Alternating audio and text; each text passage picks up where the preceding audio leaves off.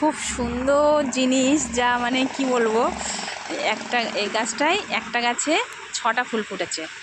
আর এটাতে অনেকগুলো ছিল, কালকে আবার তুলে লক্ষ্মী মানে মা লক্ষ্মীর মাথায় দিয়েছিলাম একটু, তো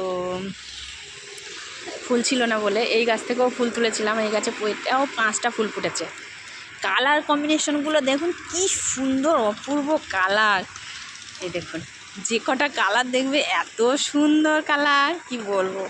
এই একটা আছে, এই ফুলের কালারটা দুটো এসে গেছে, মানে একই কালার। আরেকটা রয়েছে ওই দিকে, আমি একটু দেখাচ্ছি।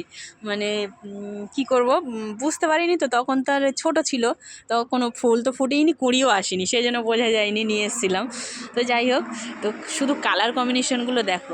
ছেলে মেয়ে স্কুলে চলে গেছে 7টা 15, আর আমি এখন মালা জপ করছি। এই যে 7:30 বাজে, কি সুন্দর ঝলমলিয়ে রোদ উঠেছে, আর কি অপূর্ব সুন্দর পিটুনিয়া ফুলগুলো, এত ভাল লাগছে। এটা হচ্ছে চন্দ্রমল্লিকা।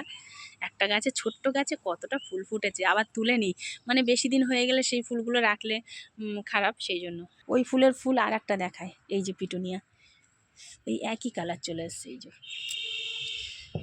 যে তো একটা রোজ, এটা চায়না রোজ, ফুটবে এখন, এবার কুঁড়ি আসছে, সব ভর্তি হয়ে যাচ্ছে। তো যাই হোক, আর ডালিয়ার কুঁড়িটা এসে গেছে, কবে ফুটবে সেই আশায়, কেমন কালার হবে সেটা অপেক্ষায় আছে আমি। তো আমার এই ফুলের কালারগুলো, মানে পিটুনিয়ার কালারগুলো কেমন লাগলো অবশ্যই জানাবে। আমার তো দারুণ লাগে এগুলো, কি সুন্দর লাগছে, দারুণ। তো এখন এবার একটু মালাটা জপ করে নিই।